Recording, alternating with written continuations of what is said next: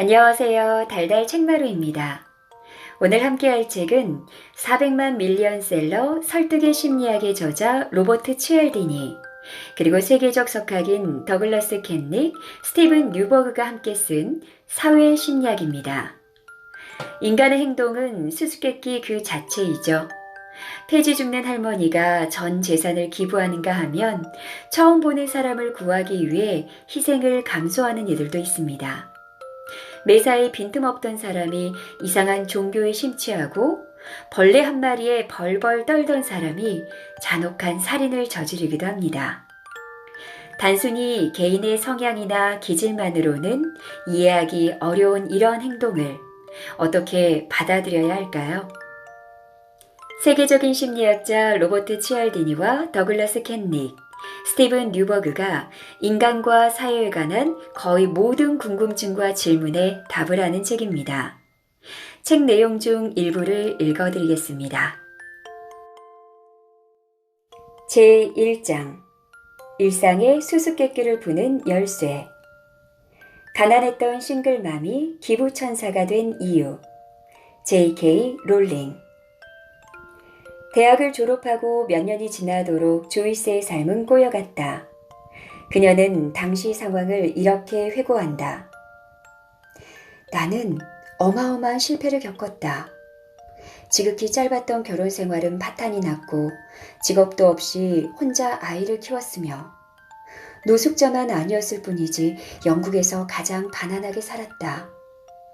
부모님과 내가 두려워하던 일이 전부 실제로 일어났고 일반적 기준으로 볼 때 모든 면에서 나는 최악의 실패자였다. 이러한 개인적 경제적 실패에 직면하면 대다수의 사람들은 더 이상 어떤 시도도 하지 않을 것이다. 하지만 조이스는 운명에 순순히 굴복하지 않았다. 어린 딸의 끼니를 마련하기 위해 분투하는 한편 고전 문학에 대한 지식을 활용해 밤늦게까지 아동소설을 썼다. 소설 지필은 경제적 성공에 그다지 현실적인 대안이 아니다. 매년 영국에서는 어림잡아 49만 3천 권의 책이 출판되고 출판할 곳을 찾지 못하는 책은 그보다 훨씬 많다. 조이스의 소설도 그녀가 겪게 될 또 다른 실패로 보였다. 그녀의 책은 12개의 출판사에서 거절당했다.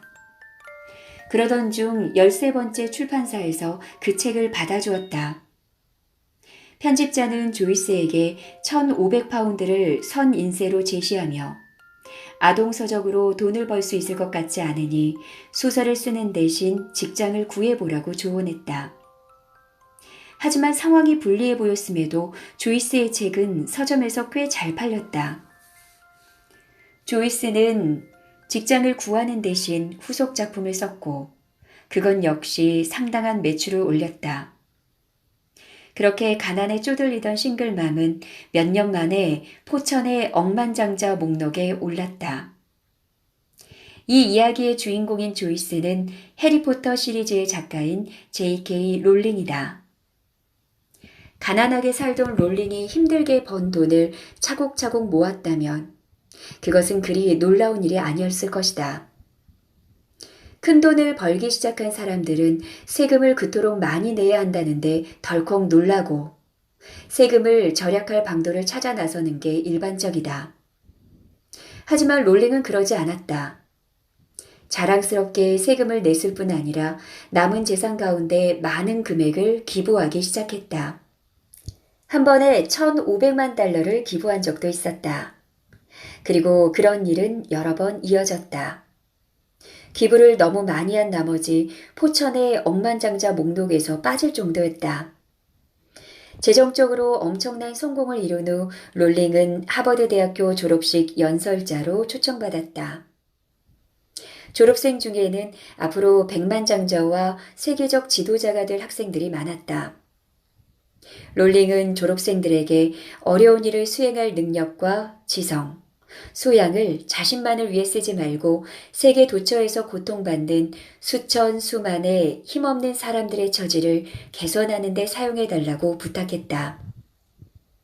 J.K. 롤링의 이야기는 몇 가지 흥미로운 수수께끼를 던진다. 많은 사회과학의 기초가 되는 인간 본성에 대한 일반적인 견해는 우리의 마음이 이기적으로 설계되었다는 것이다. 즉, 인간은 자신의 이익에 따라 의사결정을 한다는 의미다. 그렇다면 롤링 같은 사람들은 왜 돈과 관련해 그토록 관대하고 다른 이들의 복지를 염려할까? 이 책에서는 인간 본성에 대한 광범위한 의문뿐 아니라 사랑과 증오, 관대함과 공격성, 영웅적 행위와 배신 등에 관련된 일상 속 수수께끼를 탐구하려 한다.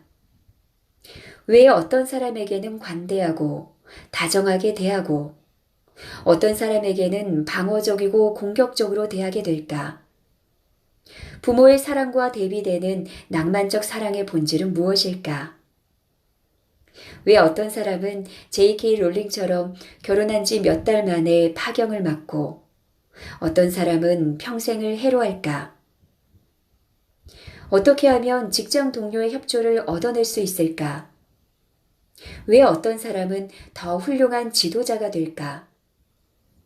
타인에 대한 반응에 영향을 미치는 요소는 문화적 배경일까? 어릴 적 경험일까? 성별일까? 뇌 속에서 벌어지는 신경화학적 작용일까? 대개 뉴스를 열심히 시청하고 책을 탐독하거나 자신의 느낌과 의견에 대해 친구들과 이야기를 나누면서 이러한 의문을 풀려고 노력한다. 사회심리학에서는 여기에서 한 발 더 나아가 과학적 탐구라는 체계적 방법을 적용해 조사, 연구한다. 사회심리학에 관하여 사회심리학은 우리의 생각과 느낌, 행동이 다른 사람들에게 어떤 식으로 영향을 받는지 과학적으로 연구하는 학문이다. 이때 과학적이라는 말은 무슨 뜻일까? 사회적 행동의 기술과 설명. 과학적 사회심리학의 과제는 기술과 설명이라는 두 가지 일반적 범주로 나눌 수 있다. 어떤 현상에 대한 과학적 설명의 첫 단계에는 객관적이고 믿을 만한 기술이 필요하다. 과학자들은 한쪽으로 치우치거나 부주의하게 기술하지 않도록 도와주는 타당하고 믿을 만한 연구 방법을 개발하기도 한다. 면밀한 기술은 과학적 설명의 첫 단계지만 그것만으로는 호기심을 충분히 채울 수 없다. 사회심리학자들은 사람들이 서로의 행동에 영향을 미치는 이유를 설명하려고 애쓰기도 한다. 훌륭한 과학적 설명은 서로 무관한 수많은 관찰 결과를 관련지어 논리적이고 의미 있는 패턴을 만들어낼 수 있다. 철학자 주일 앙리 푸엔카레는 과학적 사실을 집 짓는 데 쓰는 돌에 비유하면서 이론이 없다면 이러한 사실들은 잘 지어진 집이 아니라 돌더미에 불과하다고 말했다. 관찰한 사실들을 체계화하고 연결하는 과학적 설명을 가리켜 이론이라고 한다. 이론은 기존의 지식을 체계화할 뿐만 아니라 앞으로 보아야 할 방향을 알려준다. J.K. 롤링처럼 유독 타인에게 도움의 손길을 내미는 사람이 있는가 하면 더 이기적으로 행동하는 사람도 있는 이유는 무엇일까? 이럴 때 참고할 이론이 없다면 어디에서부터 답을 찾아야 할지 알 수 없을 것이다. 어쩌면 타인을 돕는 성향은 최초의 이타주의자들이 태어난 때의 행성 배열이나 그들이 마신 물 속의 어떤 성분 때문인지도 모른다. 하지만 사회심리학 이론은 이러한 사회적 행동의 원인을 다른 데서 찾는다. 이를테면 당시 각자가 처한 사회적 환경이나 가정환경, 문화, 개코 원숭이를 비롯한 사회적 동물과 인간이 공유하는 일반적 성향 등에 착안한다. 앞으로 살펴보겠지만 사회심리학자들은 특정 행동을 유발한 다양한 원인을 가려낼 수 있도록 흥미로운 연구 방법들을 개발해왔다. 마지막으로 과학이론은 미래의 사건을 예측하고 다루기 어려운 현상들을 미리 통제하도록 도와주기도 한다. 과학이론은 정구와 개인용 컴퓨터, 우주 왕복선 개발을 이끌어냈고 천연두 같은 질병을 통제할 수 있게 만들었다.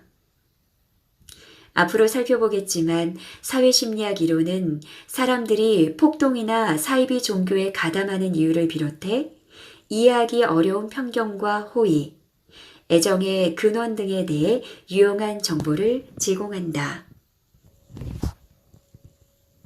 나를 이해하는 척도, 자아와 자존감. 당신은 좋은 사람인가? 장기적 목표에 도달하기 위해 무엇을 할 수 있는가? 다른 사람들이 당신을 왜 그런 식으로 본다고 생각하는가?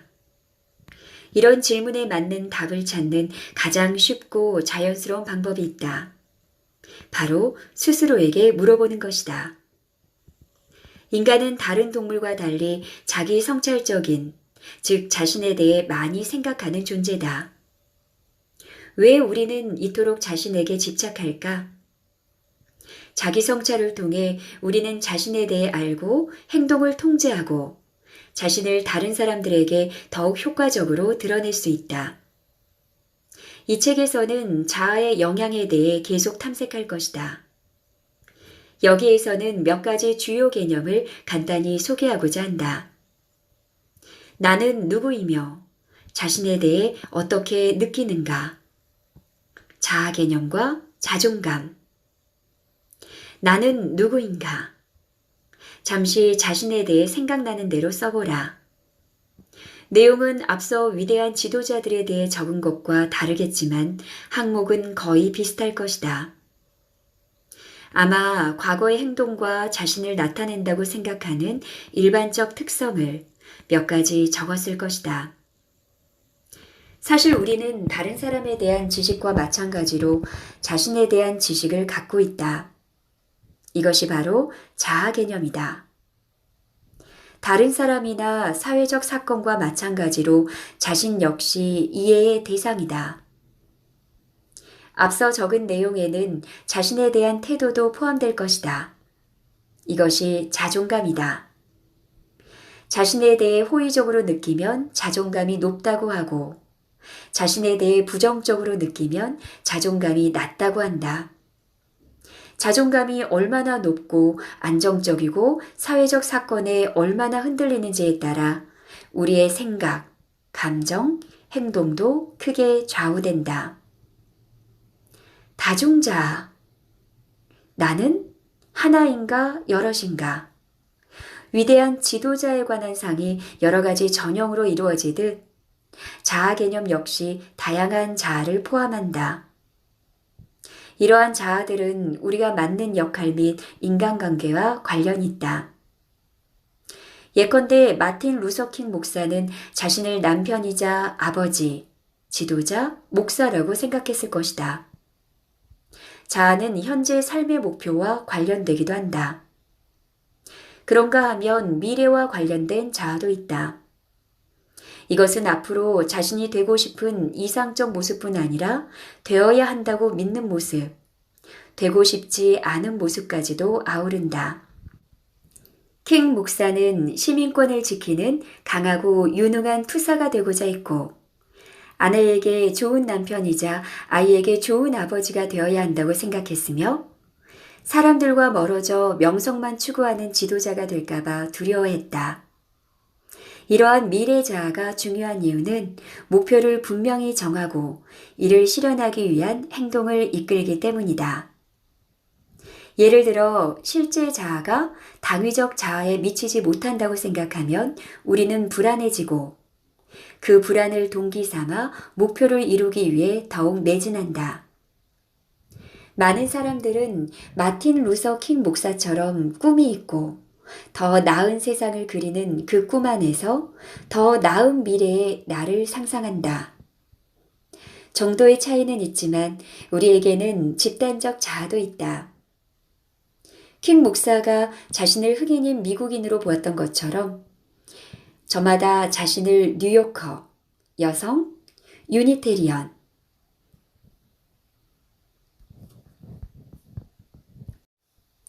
정도의 차이는 있지만 우리에게는 집단적 자아도 있다.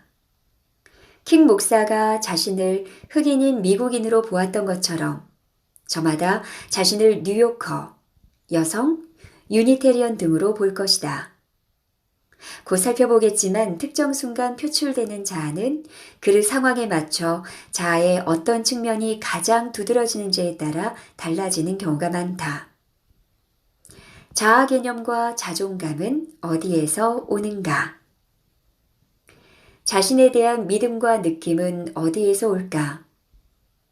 우리는 가끔 사회 비교를 통해 자신에 대해 알게 된다. 다시 말해 능력, 태도, 믿음을 다른 사람들과 비교하는 것이다. 예컨대 같은 수업을 듣는 친구와 시험 점수를 비교함으로써 자신의 학업 능력에 대해 알게 된다. 또한 우리는 반사적 평가를 통해, 즉 다른 사람들이 자신을 어떻게 생각할지 상상하거나 관찰함으로써 스스로에 대해 알게 된다. 아이들은 부모나 친구들이 자신을 어떻게 대하는지 관찰한 것을 토대로 자신이 재능 있다거나 재미있다거나 까다롭다거나 과체중이라고 여긴다. 반대로 우리는 다른 사람에 대해 알게 되는 것과 같은 방식으로 자신을 이해하는 방법도 있다. 예컨대 아이를 심하게 질책하는 이웃을 본다면 냉담하거나 모진 사람이라고 생각할 것이다. 이와 비슷한 방식으로 자신에게서 한 발짝 물러나 스스로의 행동을 관찰함으로써 자신에 대해 알게 된다. 우리는 이러한 자기인식을 통해 내면의 특성을 추론함으로써 자신이 좋은 부모라거나 좋은 부모가 아니라는 결론에 이른다. 2003년 제리 버거와 데이비드 콜드웰이 수행한 실험을 살펴보자. 표면적으로 참가자들은 성격과 관련된 연구라고만 알고 있었다. 연구진은 참가자를 4개의 집단으로 나눠 그중 3집단에만 노숙자 문제 해결에 더욱 힘써달라는 내용으로 정치인들에게 보내는 탄원서에 서명하도록 요청했다.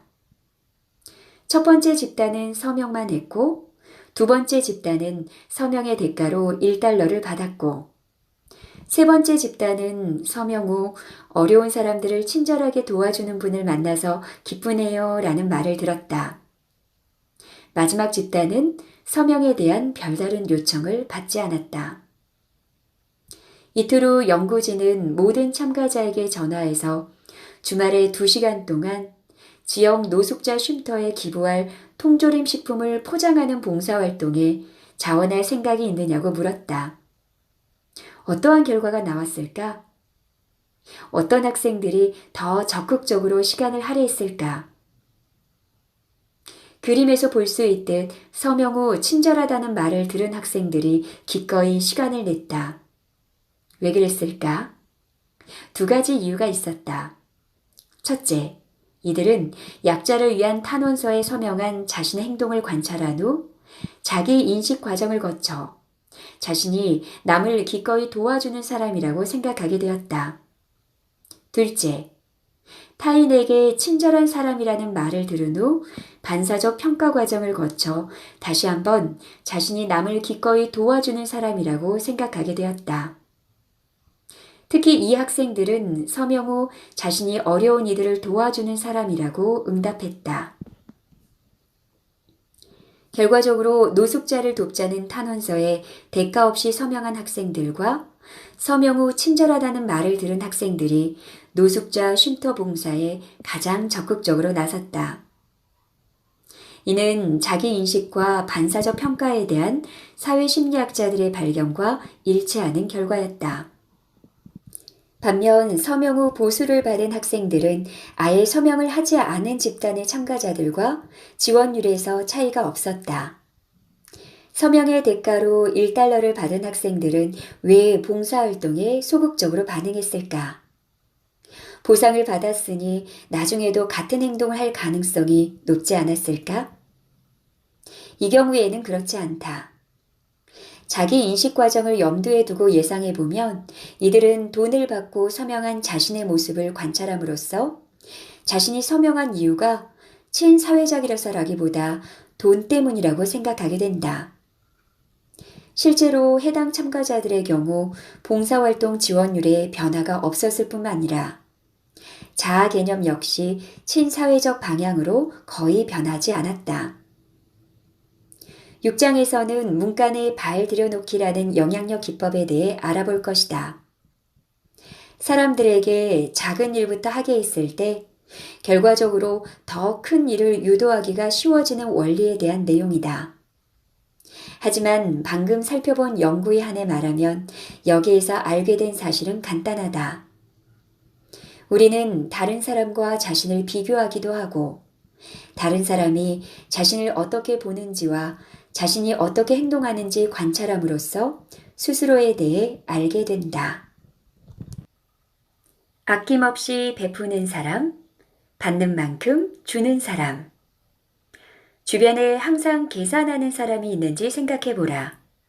자신이 무엇을 내놓고 다른 사람들에게 무엇을 얻는지 항상 철저히 감시하고 계산하는 사람이 있는가? 손해나 과한 이득을 불편하게 생각하는 경향은 사회적 교환에 대한 각자의 지향성에 따라 달라지기도 한다. 공동체 지향성이 강한 사람은 인간관계를 맺는 사람들이 각자 상대의 욕구를 만족시키기 위해 필요한 것을 주어야 한다고 생각하는 경향이 있다. 하지만 공동체 지향성이 낮은 사람은 시장 지향적 시각에 가깝다. 즉 서로 가치가 동등한 재화와 서비스를 주고받아야 한다고 생각한다. 브람 빙크와 동료들은 공동체 지향성이 낮은 경우 공정한 대우를 받을 때 가장 만족하고 너무 많이 받거나 너무 조금 받을 때 불만스러워한다는 사실을 발견했다. 이와 반대로 공동체 지향성이 높은 사람은 자신이 준 것과 받은 것이 일치하지 않아도 크게 신경 쓰지 않는다. 따라서 공동체 지향성이 높은 사람은 타인과의 관계에서 투입과 산출을 주의 깊게 지켜보는 경향이 덜하다. 반면 대체적 교환 지향성이 있는 사람은 다음과 같은 사항에 동의한다. 다른 사람에게 무언가를 주면 대체로 나도 무언가를 돌려받으리라고 기대한다. 두 사람의 관계에서 항상 공평한 상태를 유지할 수 있게 하는 것이 가장 좋다. 세리나 챙과 동료들은 참가자로 하여금 권력에 대해 생각하도록 점화했을 때 교환 지향성이 있는 참가자가 사적 이익에 훨씬 더 초점을 맞추게 되었다는 점을 발견했다. 하지만 공동체 지향성이 있는 사람들은 권력에 대한 생각에 반응해 사회적 책임감이 강해졌고 다른 사람들이 자신을 위해 해줄 수 있는 일보다 자신이 다른 사람들을 위해 해줄 수 있는 일이 무엇인지 자문하게 되었다. 공동체 지향성은 사람뿐 아니라 특정한 인간관계와 사회적 상황의 특징이 될 수도 있다. 지금부터는 이 내용에 대해 논하고자 한다. 상황, 교환관계와 공존관계. 한 사람이 다른 사람들과의 관계에서 취할 수 있는 다양한 지향성에 대해 논한 것처럼 마거리 클라크, 저데슨 밀스와 그들의 동료들은 다양한 유형의 인간관계에서도 이러한 차이가 있다는 걸 발견했다. 교환관계는 과거에 주고받은 보상과 이득 또는 앞으로 주고받을 것으로 예상되는 보상과 이득에 기초한다. 반면 공존관계는 서로의 안정과 행복에 대한 상호 관심에 기초한다. 엄마가 아이와 맺는 관계가 공존관계의 좋은 예다. 엄마는 아이의 필요와 욕구를 바탕으로 이득을 제공할 가능성이 크며 거래 비용이 너무 비싸지면 아이를 길거리에 내다 버릴지 말지 결정하기 위해 마음속에서 이득과 비용을 계산하지 않는다. 이와 관련해 수행된 수많은 연구는 교환관계와 공존관계를 구분하는 것이 유용하다는 의견을 뒷받침한다. 예를 들어 어린아이가 지인과 보상을 공유할 때는 공정성 원칙을 사용한다. 이득을 받을 자격이 있는지에 따라 이득을 준다. 하지만 친구와 보상을 공유할 때는 누가 얼마나 받을 자격이 있는지 덜 따지고 보상을 똑같이 나누는 경향이 강해진다. 장기적 관계를 맺는 사람들이나 장기적 관계를 맺고 싶은 사람들은 자신이 상대에게 보상을 얼마나 제공하는지 따지는 대신 상대에게 무엇이 필요한지 더 면밀하게 살핀다. 지금까지 사회심리학의 일부를 읽어드렸습니다. 오늘도 나를 이해하고 상대를 이해하는 부드러운 시간이 되셨으면 좋겠습니다. 달달 책마루는 계속해서 좋은 책으로 여러분 만나 뵙겠습니다. 구독도 부탁드릴게요. 고맙습니다.